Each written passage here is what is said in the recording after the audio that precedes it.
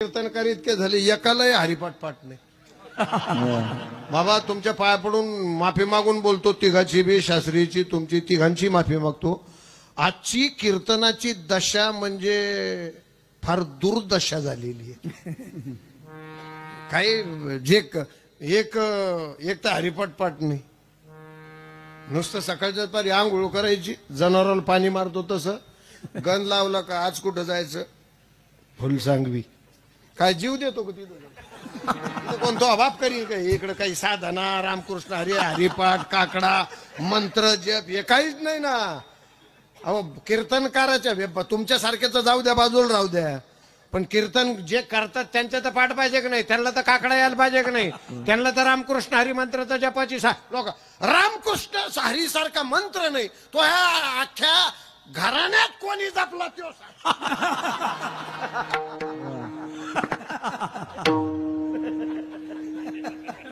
अवघड आहे बाबा.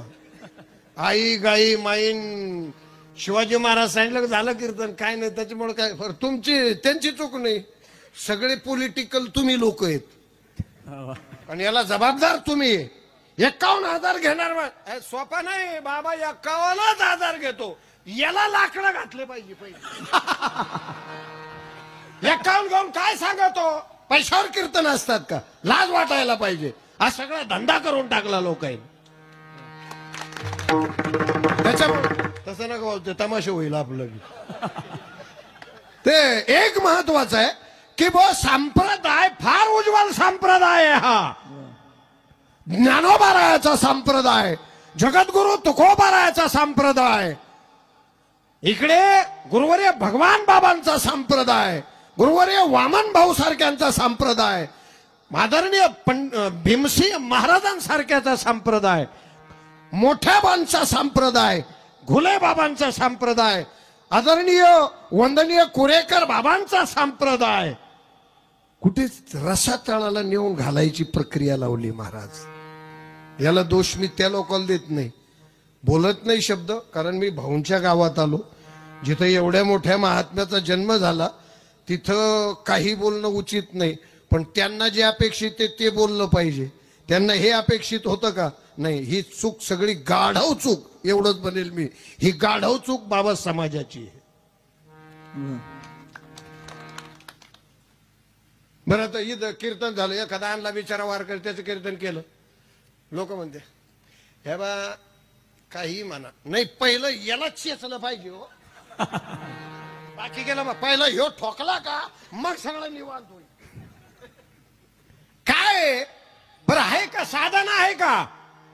अच्छा कीर्तनकार करणारी जी ठराविक मंडळी सोडा, मी वस्तुस्थिती बोलतो महादेव महाराज, वस्तुस्थिती बोलतो. हरिपाठ पाठ नसावं इतकं लाज गेल्यासारखं कीर्तनकार म्हणावं मी कीर्तनकार आहे, काकड्याच्या ज्याला जाण नाही त्यांनी म्हणावं मी माझी तारीख आहे, मी कीर्तन आहे. अरे काही काही गळ्यात कीर्तनापुरते माळी घालतात, इतके लाज सोडलेले लोक आहेत सध्या. आणि या लोकांना काय तोंड दाखवायचं, इथं काय झालं का तेवढं ते 2-4 काय आई माझी बरं तुपले आहे ना, आम्ही आभाळातून पडलो का, नाही तुझी आई आहे ना, आम्ही काय आम्हाला शिदोडावाने पडलो का काय सगळे खाली. काय तुम्ही हसतान, काय ऐकतान, काय तरा करता हे तुम्हाला कळू नये. अरे जेणे करून अंतरी मूर्ती ठसावी श्री हरीची, हे तुम्हाला कळू नये, त्याच्यामुळं सुख भोगत नाही तुम्ही, सगळ्यात महत्वाचं आहे. आणि सुख भोगायचं असलं तर संताकडे जा, पण ते संत कीर्तनकार म्हणजे संत नाही हो. कीर्तन केलं म्हणजे कीर्तन करिता नवती ते संत, मग तुम्ही त्या संताकडे जा, तिथं तुमच्या जीवनाचं कल्याण. इथं पैसे उधळून काय बरं एवढे पैसे दिले काय फायदा त्या पैशाचा, लोक असे त्यांना ते नाही घेतच नव्हते. ते मी 10,000 वाढिले, माझी जुनी ओळख होती त्याच्यावर मी 10,000 वाढिले, कशाला तू थडा घातला तो, तुला तो ह्या घरच्या पैशाचा घाल ना त्याच्या 10-12, तुला घरचे घालायला रोग आला का, परस्पर गाव गेले हनुमान बाहेर शेपटी आली फिरत कशाला रे तू? नाही माझं तळतळीचं बोलणं आहे, तुम्हाला दात काढायला बोलत नाही मी. माझं तळतळीचं आहे. आवाज त्याच्या करता चांगले चांगले सप्ताहातले कीर्तन सुद्धा बोगस व्हायला लागले बाबा.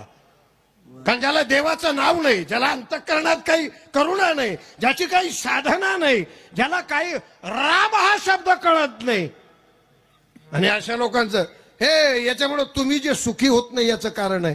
या अशा कीर्तनामुळे तुमचे असणारे विषय आणखीन थोपावले जातात. मग कीर्तनाला गेले काय, तमाशा पाहिला काय, आणि पिक्चर पाहिला काय, सगळं सारखं आहे महाराज. हे तुमच्या लक्षात येऊ नये. समाजाच्या प्रत्येक जागा असते. मंदिरात सिनेमाचे गाणे वाजव का?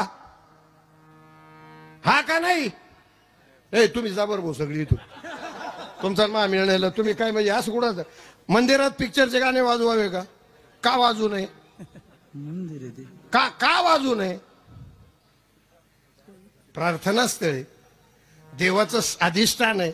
तिथे माणसं निर्मळ होतात, पवित्र होतात, स्वच्छ होतात.